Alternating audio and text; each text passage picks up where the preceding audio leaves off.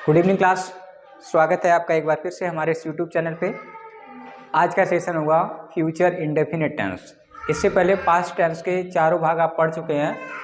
सबसे पहले आपने पढ़ा था पास्ट इंडेफिनिट की पैसिव वॉइस कैसे बनती है, उसके बाद पास्ट कंटिन्यूअस, देन उसके बाद आपने सीखा था पास्ट परफेक्ट टेंस की पैसिव वॉइस कैसे बनती है।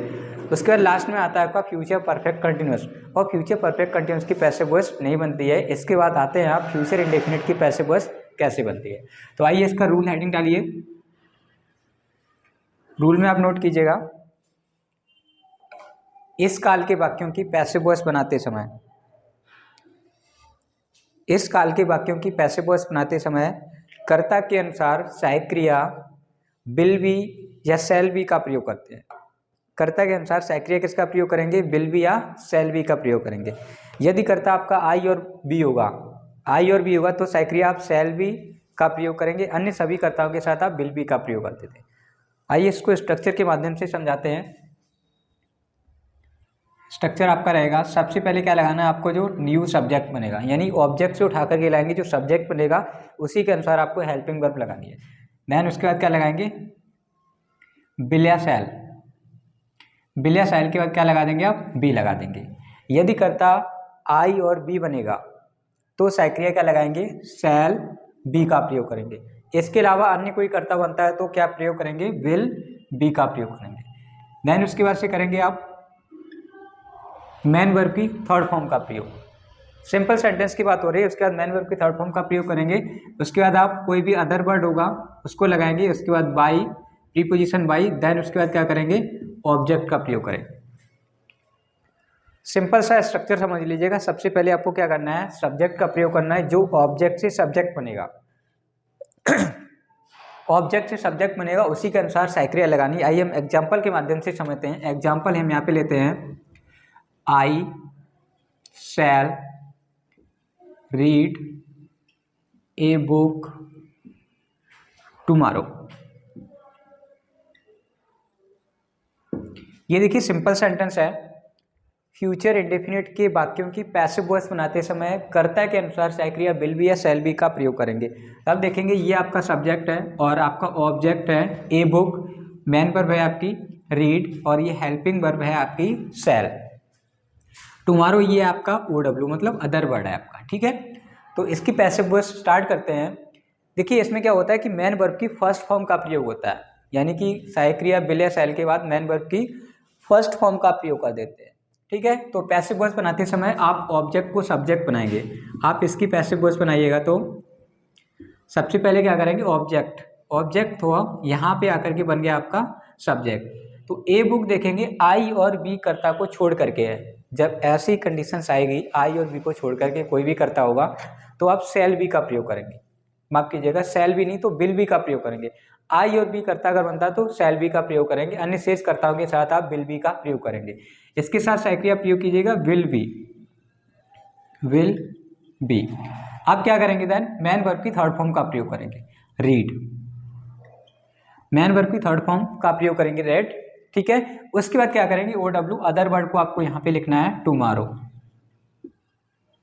नए कर्म से पहले क्या लगाएंगे? बाई लगाएंगे, और इधर जो सब्जेक्ट है वो एटलीस्ट आपका लास्ट में क्या बन जाएगा? ऑब्जेक्ट। आई अगर सब्जेक्ट होता है तो अंत में आपका ऑब्जेक्ट बनेगा, तो ये हो जाएगा आपका मी हो जाएगा। इस तरह से किसी भी सिंपल सेंटेंस की पैसिव वॉइस बनाने का सिंपल सा तरीका ये है कि कर्ता अगर आई और बी यहाँ पे बनेगा तो उसके अनुसार सहायक क्रिया शैल बी, अन्य सभी कर्ताओं के साथ क्या लगाएंगे? आप विल बी का प्रयोग करेंगे। नेक्स्ट एग्जांपल लेते हैं। नेक्स्ट एग्जांपल है, दे विल हेल्प मी। देखिए इसमें कोई अदर वर्ड हमने नहीं दिया गया है, ठीक है। इसकी जब आप पैसिव वॉइस बनाएंगे, इसकी पैसिव वॉइस बनाएंगे तो आप ऑब्जेक्ट से सब्जेक्ट बनाएंगे। जब मी आपका ऑब्जेक्टिव केस में है तो सब्जेक्टिव में ये बन जाएगा आपका आई, और आई के साथ सहायक क्रिया क्या लगाएंगे? शैल बी का प्रयोग करेंगे। तो यहाँ पे लगाएंगे शैल बी, यानी कि आई और बी कर्ता इधर बनता है तो उसके साथ आप सहायक क्रिया शैल बी का प्रयोग करेंगे, और अन्य शेष कर्ताओं के साथ विल बी का प्रयोग करेंगे, जैसा कि यहाँ पे ए बुक के साथ किया गया था। देन मैन वर्ब की थर्ड फॉर्म हेल्प हो जाएगा, हेल्प, और नए कर्म से पहले क्या लगाएंगे? बाई लगाएंगे, और ये सब्जेक्ट है, सब्जेक्ट को क्या बना देंगे? ये बन जाएगा आपका ऑब्जेक्ट। ये हो गया आपका बाई देयर। तो I shall be helped by them. इस प्रकार से कर्ता, सिंपल सा आपको दो ही कर्ता याद रखने हैं कि कर्ता यदि आपका इधर बनता है आई और बी, देन लगाएंगे शैल बी, अन्य शेष कर्ताओं के साथ विल बी का प्रयोग करेंगे। इसका अगला एग्जाम्पल और देते हैं, थर्ड एग्जाम्पल समझ लीजिएगा। Be shall by an umbrella. Simple सा एग्जाम्पल है, be shall by an umbrella. तो यहाँ पे देखिए आपका सब्जेक्ट यहाँ पे बी है, तो बी के साथ क्या साइक्रिया लगी, शैल लगी है। लेकिन जब पैसिव वॉइस बनाएंगे तो इधर वाले सब्जेक्ट से मतलब है, ये आपका ऑब्जेक्ट है, ऑब्जेक्ट से सब्जेक्ट आएगा तो उससे मतलब रहेगा, इससे कोई मतलब नहीं रहेगा। तो यहाँ पे जब इसकी पैसिव वॉइस बनाएंगे तो यहाँ पे ये आप जाएगा आपका एन अम्ब्रेला। एन अम्ब्रेला क्या बन गया, एक सब्जेक्ट बन गया। अब इसके अनुसार साइक्रिया विल बी या शैल बी का प्रयोग करेंगे। आई और बी नहीं है तो क्या करेंगे, विल बी का प्रयोग कर दीजिए। तो हो जाएगा विल बी, मेन वर्ब की थर्ड फॉर्म वॉट, बाई। अब यहाँ पे बी अगर करता है तो जब कर्म बनेगा तो ये हो जाएगा आपका आज। ठीक है, ये तरीका आपको समझ में आ गया। यानी आई और बी करता होगा तो शैल बी का प्रयोग करेंगे, अन्य शेष कर्ताओं के साथ आप विल बी का प्रयोग करेंगे। आइए इसका नेगेटिव सेंटेंस समझते हैं। देखिए नेगेटिव सेंटेंस जब भी होगा आपका, तो नेगेटिव सेंटेंस में क्या होगा, साइक्रिया विल या शैल के बाद क्या करेंगे, नॉट लगा देंगे और बी से पहले नॉट लगा देंगे। ऐसे वाक्यों की पैसिव वॉइस बनाते समय सबसे पहले सब्जेक्ट, उसके बाद कर्ता जो भी आपका बनेगा उसके अनुसार साइक्रिया विल या शैल का प्रयोग करेंगे। देन उसके बाद आप नॉट लगा देंगे, नॉट के ठीक बाद आप क्या बी का प्रयोग करेंगे। इसका सेम प्रोसेस है, मेन वर्ब की third form, other word, by plus object का प्रयोग करेंगे। एग्जाम्पल समझते हैं। यहाँ पे एग्जाम्पल लेते हैं, Ram will not write a letter tomorrow. Ram will not write a letter tomorrow. ये सेंटेंस देखिए आपका एक्टिव वॉइस में है।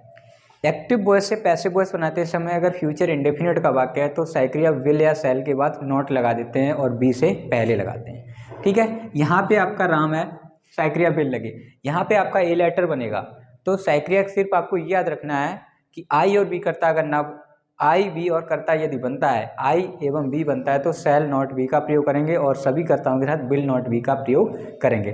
तो यहाँ पे ऑब्जेक्ट को उठाएंगे तो ये हो जाएगा a letter will not B.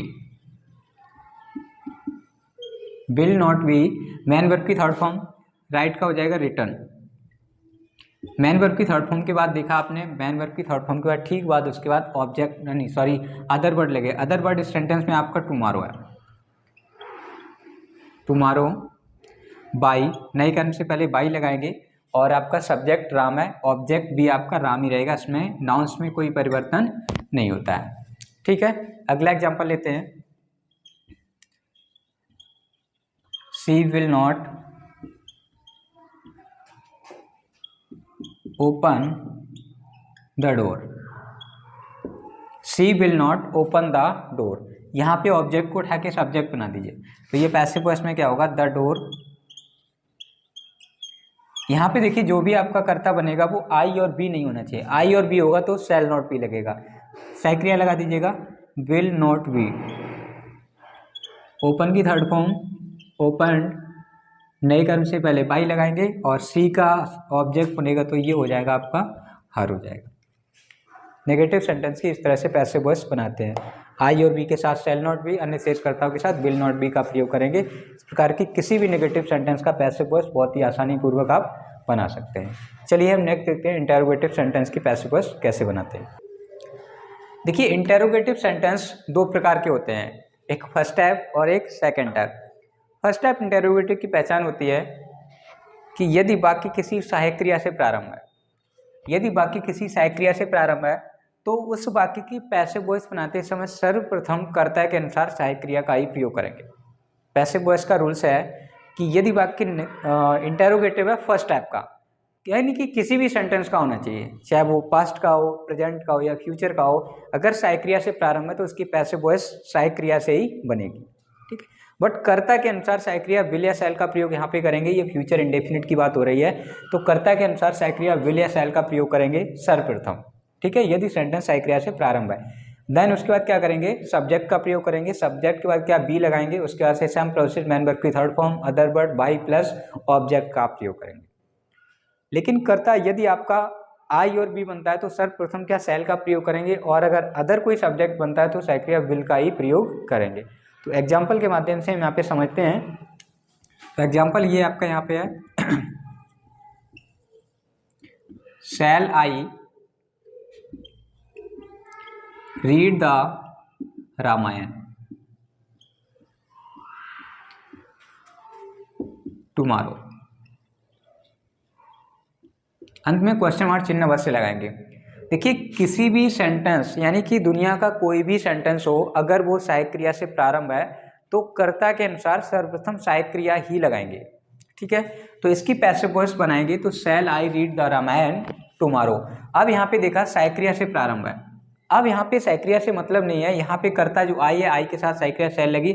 यहाँ पे अगर कोई और कर्ता होता है, जैसे मान लीजिए ही होता, तो यहाँ पे क्या लगता है, विल लगता है। अब यहाँ पे देखेंगे ये आपका कर्ता है द रामायण, ये आपका कर्ता बनेगा, अभी ऑब्जेक्ट है, अभी सब्जेक्ट क्या है, ये है, इसको सब्जेक्ट को ऑब्जेक्ट, ऑब्जेक्ट को सब्जेक्ट बनाएंगे, और ये क्या आपका अदर वर्ड है, ठीक है। तो इसकी पैसिव वॉइस बनाने का रूल्स है कि यदि वाक्य किसी सहायक क्रिया से प्रारंभ है तो सर्वप्रथम कर्ता के अनुसार सहायक क्रिया ही लगाएंगे। अब यहाँ पे देखेंगे आई और बी नहीं है, क्योंकि यहाँ पे अगर ऑब्जेक्ट होता, सब्जेक्ट अगर बनेगा आई और बी, तो उसके अनुसार हम सहायक क्रिया लगा देते। यहाँ पे द रामायण, तो यहाँ पे सहायक क्रिया कर्ता के अनुसार क्या लगेगी, बिल लगा देंगे। अब यहाँ पे उठा लीजिए आप सब्जेक्ट को, ये आपका बन गया ऑब्जेक्ट से सब्जेक्ट, तो बिल द रामायण, ये जब सब्जेक्ट बन गया उसके बाद क्या लगाएंगे, बी।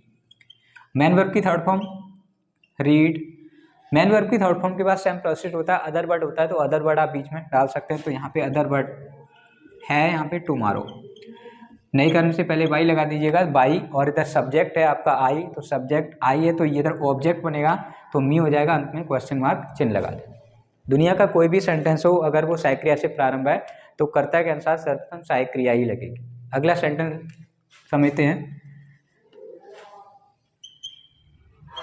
बिलराम हेल्प अस,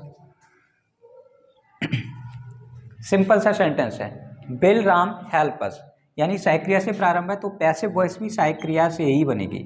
अब यहाँ पे देखेंगे अस ऑब्जेक्ट है, ये जब सब्जेक्ट बनेगा तो क्या बन जाएगा, बी, और मैंने आपको पहले ही बताया था यदि कर्ता आपका आई और बी बनता है तो सहायक क्रिया शैल बी का प्रयोग करें, सहायक क्रिया किसका करेंगे, शैल बी का प्रयोग करेंगे। तो यहाँ पे ये बन जाएगा आपका बी, तो बी के साथ सहायक क्रिया आप यहाँ पे लगाएंगे सर्वप्रथम, तो यह हो जाएगा शैल बी। ये ऑब्जेक्ट है तो सब्जेक्ट क्या बना, बी, जब बी सब्जेक्ट रहेगा तो ऑब्जेक्ट क्या बन जाएगा, अस बन जाएगा। इसके बाद ठीक आप लगा दीजिएगा बी, ठीक है। बी लगाने के बाद आप मैन वर्ब की थर्ड फॉर्म लगाइएगा, तो ये हो जाएगा हेल्प्ड, नहीं करने से पहले वाई, और राम चेंज नहीं होगा, किसी भी नाउन इसमें चेंज नहीं होता, अंत में क्वेश्चन मार्क चिन्ह लगाएंगे। किसी का नाम होता है तो वो नाम सब्जेक्ट ऑब्जेक्ट सेम रहता है इक्वल, ठीक है। इस प्रकार से यदि किसी भी सेंटेंस कोई सहायक क्रिया से प्रारंभ है तो कर्ता के अनुसार सर्वप्रथम सहायक क्रिया का ही प्रयोग करेंगे, ठीक है। अगला हम समझते हैं सेकंड टाइप इंटरोगेटिव की पैसिव वॉइस कैसे बनाते हैं। देखिए सेकंड टाइप इंटरोगेटिव क्या होता है, सेकंड टाइप इंटरोगेटिव वे सेंटेंस होते हैं जो किसी क्वेश्चन वर्ड से प्रारंभ होते हैं, अर्थात प्रश्न सूचक शब्द जो होते हैं वो आपके शुरू में लगते हैं। हिंदी की अगर बात की जाए तो प्रश्न सूचक शब्द यदि बीच में होंगे तो उस प्रश्न सूचक शब्द की अंग्रेजी क्या करोगे आप, सबसे पहले लगाएंगे। और जब पैसिव वॉइस बनाते हैं, ऐसे वाक्यों की जब पैसिव वॉइस बनाते हैं तो क्वेश्चन वर्ड जो भी होता है उस क्वेश्चन वर्ड में कोई परिवर्तन नहीं करते हैं, ठीक जैसा है वैसा उसी के स्थान पर उसको रख देते हैं। उसके अनुसार सहायक क्रिया आप विल बी शैल बी का प्रयोग करेंगे, और उसी के अकॉर्डिंग क्या करेंगे आप मैन वर्ब की थर्ड फॉर्म ऑलरेडी लगाते हैं पैसिव वॉइस में। यानी कि कोई भी सेंटेंस सेकंड टाइप इंटरोगेटिव का हो तो किसी क्वेश्चन वर्ड से प्रारंभ है तो पैसिव वॉइस बनाते समय उस क्वेश्चन वर्ड में कोई परिवर्तन नहीं करते हैं, नेवर, कभी नहीं करेंगे। तो बहुत सिंपल सा इसका स्ट्रक्चर ये है, सबसे पहले क्या करेंगे उसी क्वेश्चन वर्ड को लगाएंगे पैसिव वॉइस बनाते समय, देन उसके बाद से यानी कि ऑब्जेक्ट को देखेंगे, जो सब्जेक्ट बनेगा उसी के अनुसार सहायक क्रिया विल या शैल का प्रयोग करेंगे, देन उसके बाद सब्जेक्ट रखेंगे और सब्जेक्ट के बाद क्या करेंगे बी का प्रयोग करेंगे, देन उसके बाद क्या करेंगे मैन वर्ब की थर्ड फॉर्म का प्रयोग करेंगे। थर्ड फॉर्म का प्रयोग करने के बाद आप कोई अदर वर्ड है तो उसको आप वहाँ पे डाल सकते हैं और प्रीपोजिशन बाई लगाएंगे। देन उसके बाद क्या करेंगे, नया ऑब्जेक्ट जो बनेगा वो रखेंगे। एटलीस्ट आपको क्या क्वेश्चन मार्क चिन्ह लगा देना, ठीक है। तो आइए समझते हैं कुछ एग्जाम्पल इसके। एग्जाम्पल है आपका first, why shall we play hockey.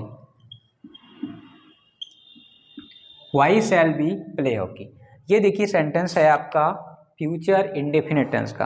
और फ्यूचर इंडेफिनिट की पैसिव वॉइस बनाते समय सहायक क्रिया विल या शैल का प्रयोग करते हैं, उसके बाद बी लगाते हैं। लेकिन अकॉर्डिंग टू सब्जेक्ट आई और बी होगा तो शैल बी लगाएंगे, अन्य सभी कर्ताओं के साथ किसका प्रयोग करेंगे आई और बी के साथ शैल बी का प्रयोग, और अन्य सभी कर्ताओं के साथ विल बी का प्रयोग करेंगे। तो हमने आपको बताया था कि पैसिव वॉइस जब भी आप बनाएंगे